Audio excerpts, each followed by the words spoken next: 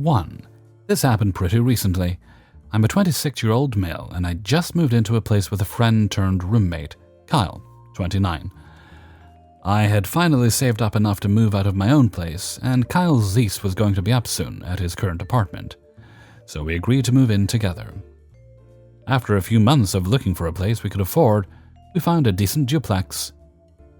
Now, I moved in a couple of weeks before he did since I had less stuff to move, and he still had another month on his lease to fulfill. I got most of my stuff to the point where I could comfortably live in it, but I still had stuff to move. Even now I do, but that's not important. Kyle had a lot more stuff, which makes sense, as he was also bringing his cat. His cat lived in an apartment with Kyle all her life, so moving into a place with access to the outdoors on top of a completely new town must have been quite a shock for her.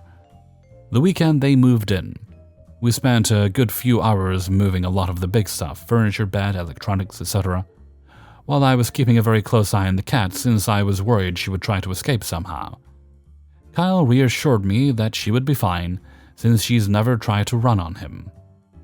Having lived with a couple of cats prior to moving, cats which love to be outside, I was a little skeptical, but I figured he knows his cat better than I do, so I just went with it. After helping him move in his first couple of waves of stuff, I had to go visit my mom and her sister for a while, since I was helping them with some other stuff. About an hour later, I get a call from Kyle, who sounds absolutely hysterical on the phone, saying the cat got out. I was surprised and also confused, because he was pretty adamant about how good she was about that. He followed it up with, "Now, I don't want to point fingers because that won't solve anything, but there is a possibility that you might have left the door open." I know he was trying really hard not to use the words, "you did it," but that hurt nonetheless because 1, I left before him and his friends were done moving stuff in. 2, he had no concrete proof that I was the one who did it, or even any reason to suspect that I would have been the one to do it. 3, he never saw the cat leave. 4, out of everyone there, I was the most cautious about her leaving, even suggesting to lock her in a bedroom for a while until we were done moving stuff in. So after hearing him, understandably, wail on the phone for 10 minutes, he asked me to print some flyers for a lost cat. I didn't have any way of doing it at that moment, so I was going to wait until I got back home. The whole time, I tried calling him to tell him to leave her litter box outside, leave some food outside, etc. When I got home, I see at least 8 different pieces of plastic covered with wet cat food in front of the house, plus her litter box on the steps, and still no sign of her. I know the cat needed some time to adjust to a new neighborhood and environment, but I thought that was a little odd. A minute later, I was bringing in some stuff I got from my mom's place to the basement. For some reason, I remember that my cats used to love to hide in the strangest places in the basement, and I would always spend a good hour or so looking for them. So I decided to take a look around the basement quick.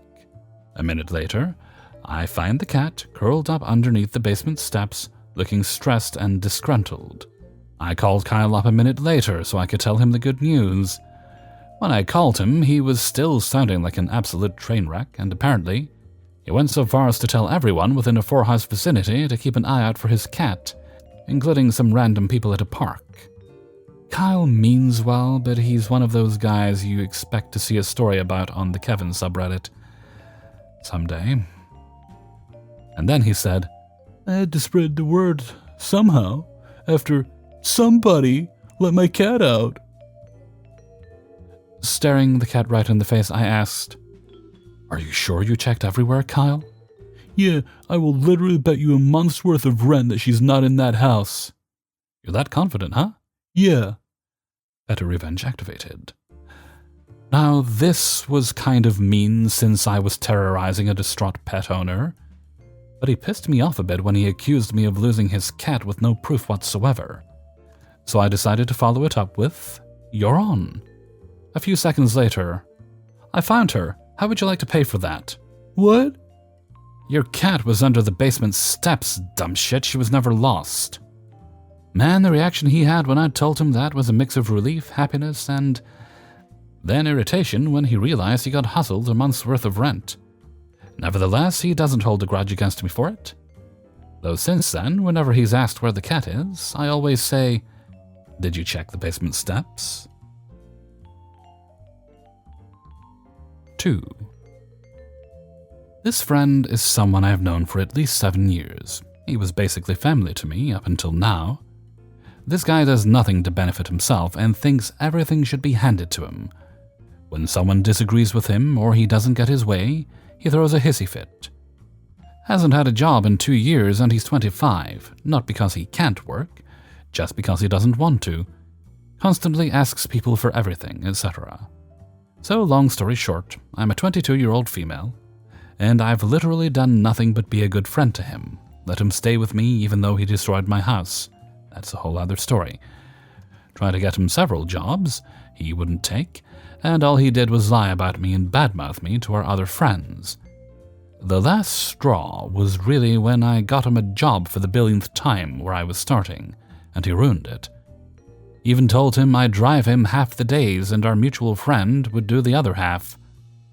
He doesn't drive either, of course, and he acted like he was really going to do it this time. Around this time, he lived with our mutual friend. I asked said friend if he was home a couple of days before orientation, and he said, "Yeah, but we all have COVID. He doesn't, but he's still in the house with us, so I said, well, he shouldn't go to orientation, and I'm sure not taking him because I can't afford to get sick. Mind you, I was never asked to take him in the first place. I had a feeling the message was never relayed, so I messaged another mutual friend who said she would take him if he had to go. Flash forward to the night before orientation day. He messages me for a ride to orientation. I said very politely, "I spoke to such and such a few days ago, and he said everyone but you in the house had COVID. Y'all are around each other, so I don't feel comfortable taking you. And I don't even think you should go. I did find you another ride, though, anyway."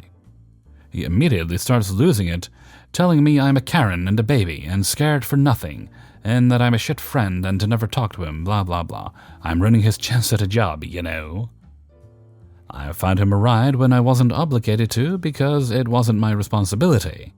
He was really about to risk everyone's health too because according to him, "I don't have symptoms, so I can't pass it." Not true. All I did was tell him I'm sorry. I have to put my health first. I don't have health insurance and I won't be the reason people at work get sick.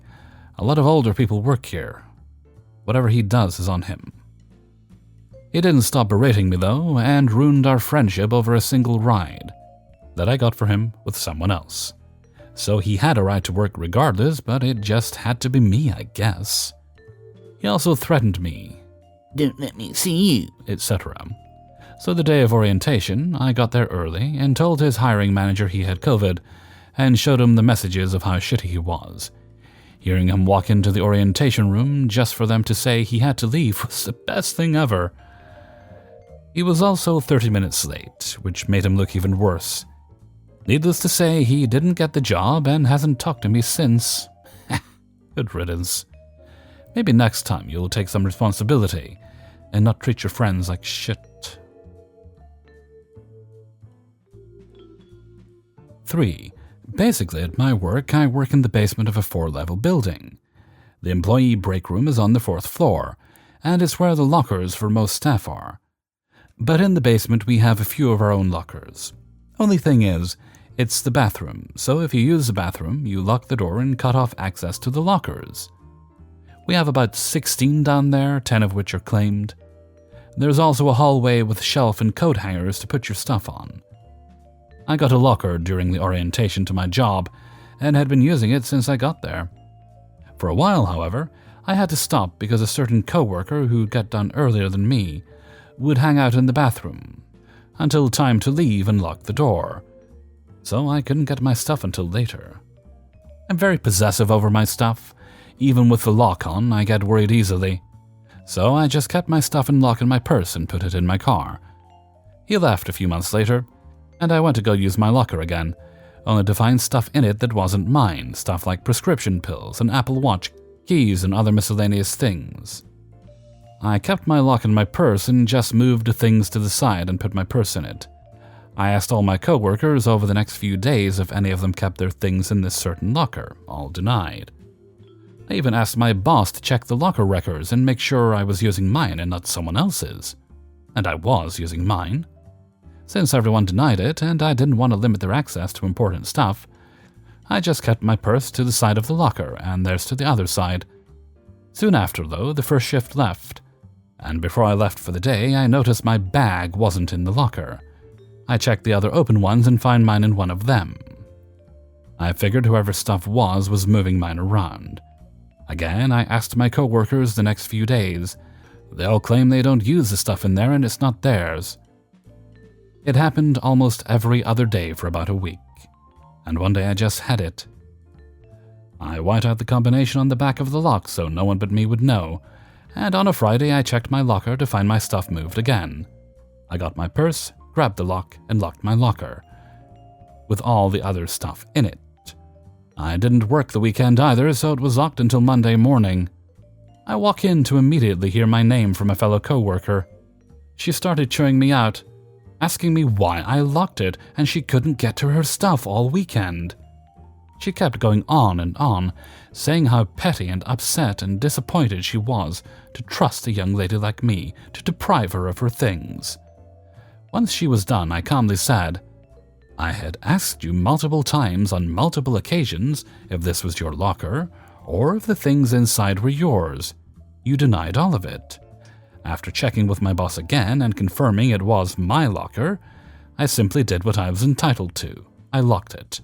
If you're upset, take it up with the boss." Needless to say, my boss sided with me. The stuff was removed from my locker that night, and a couple of the morning shift people who worked with her came over to praise me for being petty and standing up for myself, since I never do. 4. I'm a 23-year-old female, and I was living with my roommate, same age, for the past year, and a few things to know for context. She had been overseas since March, and I was looking after her cat while she was overseas, and she won't be back until late July. We've known each other since high school, where her best friend also went to school with us. Roommate and I were on the same soccer team for 6 years, and I considered both of them my friends. Her parents own the 3-bedroom unit. Third bedroom is used as an office, because it's tiny. I asked her before she went if she wanted me to clean her room while she was gone, vacuuming, dusting blinds, etc., but she declined and just said to keep her door closed so that the cat doesn't throw up on the carpet. Her name is Rachel. Her best friend is Cassie. In May, she sent me a text informing me that Cassie's mom was renting out there, Cassie's family's house, so she would need my room, and I'll need to move out. She gave me a deadline of July, as that's when they get back from a music festival. Next day, I get another text from Rachel telling me that Cassie found black mold in Rachel's room when she came over to clean Rachel's sheets and asked me to clean the mold. I refused because it should be incredibly obvious how dangerous that is. All of this made me incredibly angry and even more betrayed that she would discard me so easily without a second thought, and still had the nerve to ask me to keep cat-sitting for her and clean the mold out of her room, which could have been avoided. She also conveniently sent me the power bill for the last quarter that just happened to end at the end of June, and managed to overcalculate what I owed her by $100 because she didn't factor in her share of the connection fee. Her cat also peed in one of my armchairs I inherited from my mother that are very precious to me. I sent her a message about getting them cleaned, and I have been left on red ever since. I did everything I could to protect those chairs so that if he jumped on them, the hair wouldn't be all over them. I stuck cardboard along the entire sides of them so he couldn't use them as a scratching post. I thought they were safe until I was moving my stuff out and noticed there was cat hair on both of them, and a big stain accompanied by a weird smell on one that was not there before. I began thinking of ways to cause a mild inconvenience for her. I refused to break anything or hurt the cat. My mum came up with the classic prawns in the curtain rods, but we have no curtains. My friends said I should take the cover off the wall-mounted AC and put those dead mice from pet stores that people use to feed snakes inside. Alternatively, he said to put brake cleaner in the fan of the AC so it would slowly break down over time. But I didn't want to risk the parents figuring out it was me because of the timing of it breaking. She's not good with tech, so I opted to change the Wi-Fi password on her, as it would disconnect all devices previously connected, and then she wouldn't know the password to get back in. I then ripped the sticker with the password off the router so she couldn't use the QR code to scan back in, and I changed just the first letter to have a capital, so it wouldn't seem too far-fetched that she was just typing it wrong. She's in the midst of a law degree, so part of me feels bad if she potentially fails any classes. But at the same time, she had no care for me, so why should I care about her classes when her parents pay for her degree anyway? So if she hears this, 'cause someone shows her, pay for the cleaning fee for the armchairs or I'll lawyer up. For those wondering, I left on the 23rd of June, gave her 3 weeks' notice. She sent me a message saying she only left because she assumed I'd be there to look after her cat until she got back, and that I needed to help her find someone else to look after the cat. She ended up getting her older brother to stay in the apartment to look after the cat. 5. Settle in for a form of malicious compliance for not being helpful. I am an IT director, 51 male, though I am the only IT person in a non-profit with 45-plus employees. The place I work is a toxic nightmare only because of the CEO. Everyone else is awesome. I didn't want to leave my job and my coworkers, but I was left with no choice. I was quiet quitting for several weeks while I interviewed for new positions. I took home all personal items from my office. The job market for an IT person of my caliber is like Candyland right now. I quickly found a new position, and the day they officially welcomed me to the new company, I submitted my 2 weeks' notice.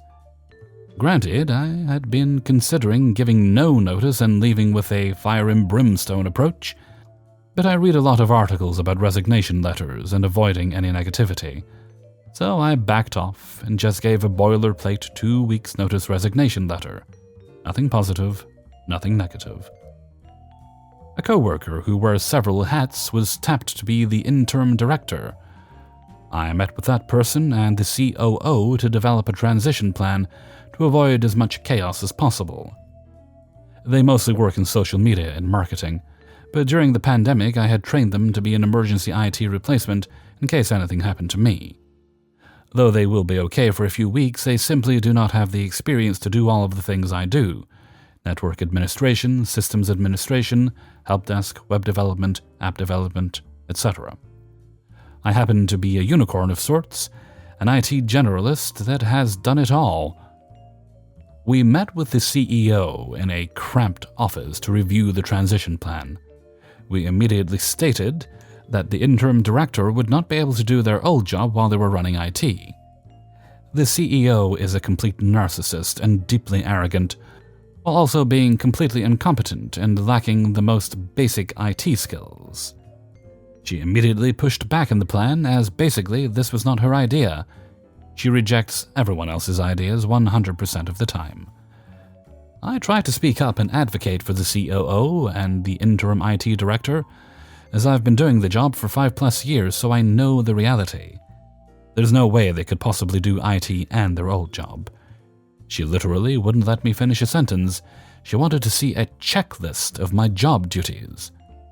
There are literally hundreds of pages of documentation for my role, which is not really possible to summarize into a checklist. Everyone in the meeting had been emailed a disaster recovery and business continuity document that I wrote for my role. We referred her to the doc that everyone else was looking at. She complained that it hadn't been printed out for her. Milady, everyone else in the meeting had their laptops open with the doc. I simply turned my laptop around and gently pushed it toward her. She flew off the handle. She wanted a printed copy. And she said, "You are not being helpful." I was literally in the meeting to be helpful. There are hyperlinks galore in this doc, so a printed copy would be useless. But I tried to oblige by taking my laptop back and started to print it. Before I could finish, she was standing next to my chair and saying, "Are you going to move?" I guess she was trying to get past me to go to the printer? I said, I think what you meant to say was excuse me, as I scooted my chair forward. Not being helpful? You have no idea what that looks like from your IT guy. I said, okay, I'm done, and went back to my office, wrote a new resignation letter, and went back to the meeting and handed it in. Instead of leaving in 2 weeks, I will be leaving in 1 week. The CEO's jaw dropped to the floor. She was speechless. She just sputtered as I closed the door behind me. They already begged me to go back to 2 weeks' notice out of courtesy and professionalism. I just told them that courtesy and professionalism is a two-way street, and they hadn't earned it. I'm going to barely work for this last week. Instead of tying up loose ends, I'll just not quite get around to finishing stuff while I watch them scramble. Good luck installing new software or updates on all the computers that require an administrative password. Good luck handling the media coordinator who regularly creates network storms with his antiquated studio equipment. Good luck onboarding new staff with their accounts, passwords, and equipment needs. Good luck helping the CEO use her smartphone every day, and helping her search for emails in her inbox with over 25,000 unread messages. Good luck with the security systems that I installed and maintained for 3 years. Good luck maintaining 10 websites, 7 of which I personally developed and maintained. I will just sit back and watch the show.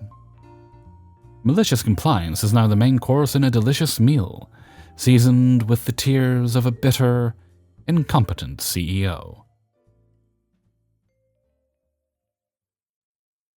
Hey everybody, Hellfreezer here, and thank you very much for listening to Revenge is Ice Cream, episode 162. And thank you very much to everybody who allowed me to use their stories in this video. Before you go, please hit the like button and help get this video out there so more people watch it. Right, let's see. We are on... I think this one goes up on Thursday. Yes, it does. And no special shout-out, so let's move right along to Hellfreezer's question of the day. And today's question is... current favorite television show? Mine is The Orville. It's Seth MacFarlane, from Family Guy and Ted and all that. He basically made his own Star Trek. And it is unabashedly Star Trek in almost every way, without just having the trappings of it. And it's also got a lot of Star Trek people behind the scenes doing the writing, directing and such. And that gives it a very strong sci-fi pedigree out the gate. And it started off, essentially, the network wanted a sci-fi comedy, so it was a little more comedy. And then sci-fi was just sort of part of it. That's not really the show they wanted to do. So they very gradually began nudging it more towards a more balance. And by the time we get to season 3, it's more of a sci-fi with comedy elements, which is the perfect balance for it. It's a great show. It's great writing, acting, got a lot of heart. I thoroughly recommend it to everyone. But you might have some other recommendations, so why don't you let me know in a comment below what your favorite shows currently are. And with that, I'm going to head off for now. So until next time, thank you very much for listening, and take very good care of yourself.